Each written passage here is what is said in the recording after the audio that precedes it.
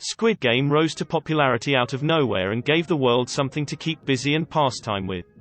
The show offered a thrilling sense of horror in the most subtle way possible, gripping the attention of its viewers and sending them on a spiral of mixed feelings. Whether you watched the show for its intense story development about each character and their struggles, or its bloody childish games which will leave children's childhood ruined forever, I bring to you guys the top 7 most disturbing and twisted moments in Squid Game that could make your skin crawl. 1. The first drop. By the first drop, I am undoubtedly referring to the first player to die in the series. The one you can say set the example for others.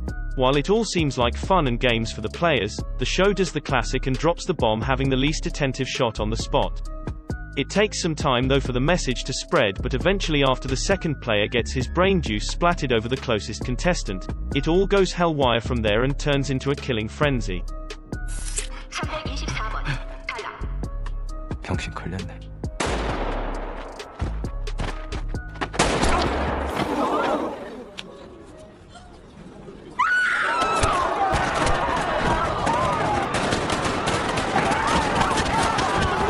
2. No rules. By no rules, I'm definitely referring to the scene all the contestants find out that their lives are basically worthless in the game, and dying by any means would be benefiting to the others, which in turn means it's everyone's death game. During the food break, the players are offered a meal of an egg and wine, which isn't the best food for a living, but it gets worse when the bully of the class and his super hot girlfriend decide to play nasty and cut corners, leaving some players without any food left. At this point, an argument breaks out and the starved player confronts the bully only to piss him off even more by breaking his bottle, which sends the bully into a rage and has him kill the player. You'd think the bully would get disqualified, but rather, the money pit drops, which is the sum of all the money the players have made and increases with the death of each player. That said, more money is added to the pack, and the murdered player is carried away, which means no rules. All for themselves. If anyone dies right now, the others gain. Their lives at that moment become worthless to each other and they are more beneficial dead to the other.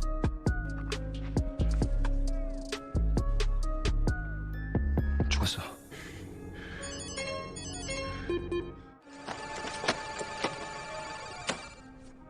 3. Chilling cries. Now this one is tricky.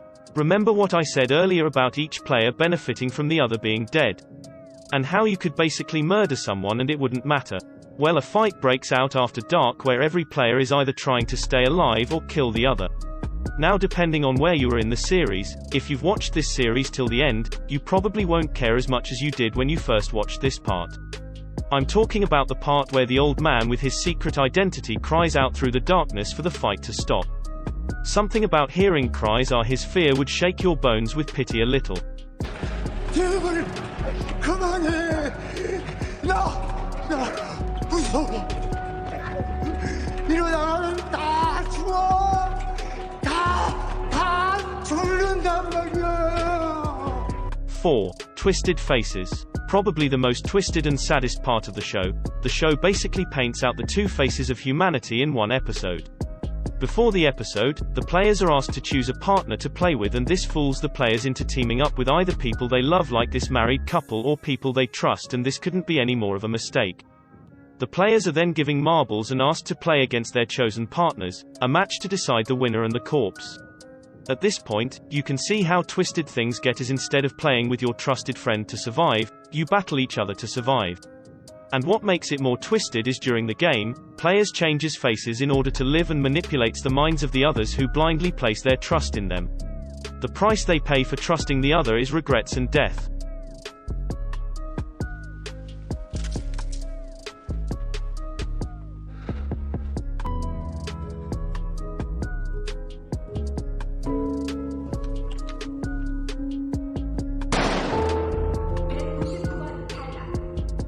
Five. Brothers in Death. It's a cringe-worthy name, but I have a reason, because if my brother shot me down off a cliff, he'd be dead to me as I'd be dead to him. Now I won't go explaining the whole series, but basically, two brothers come face to face with each other, but on different teams and unwillingly to switch. One is the police, and the other, the headmaster running the game.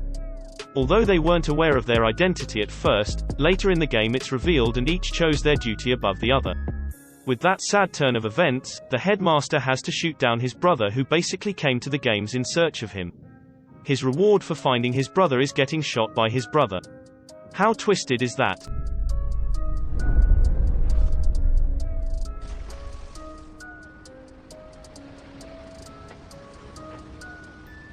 Six. Strange forgiveness. Now I don't know how many of you would agree on this with me, but after all the betrayal this guy did in the show, he lost my sympathy, and I was rooting for him, even more than the protagonist himself. Both are childhood friends who come face to face in the finals to fight for the last winner, but at the end and after everything they have been through, things take a weird turn. Even after how he betrayed a fellow, although it was to survive, and how he killed the third player in the darkness while she struggled for life, the protagonists decide to let him live and end the game without getting the money. It's weird because at this point, after all the death and pain they had gone through, manipulation and betrayal, he chooses to go home without anything, empty-handed from where they began. Guess he fell from heaven ha. Anyway, still, all fail, and only one survives. 사망. 참가자 과반수가 동의하면 게임은 중단된다. 7. A forgotten soul. The last and weird scene that I dodged mentioning earlier was about that old man whose cries moved me. Later down the line, he turned out to be the real mastermind behind the games. In the last episode, the truth is revealed to the protagonist and he is as expected, raged, and wants to kill the old man, so they strike a deal on a homeless person out in the street. Basically, if he was to get helped, the protagonist would have won and be allowed to kill the old man, and if not, the old man would have won and can get anything he wanted from the loser.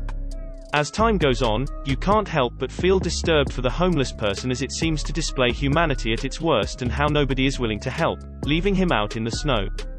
They are this regretful feeling you are filled with about humanity, but fret not as the man is helped, but before then, the old man had already died. Concluding the deal as the old probably expected.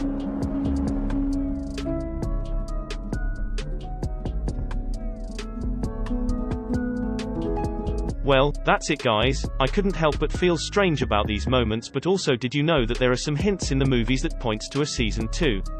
That's right, and that is the next video I'm going to be posting, so please subscribe to my channel to support it, it's the least you can do, and thanks.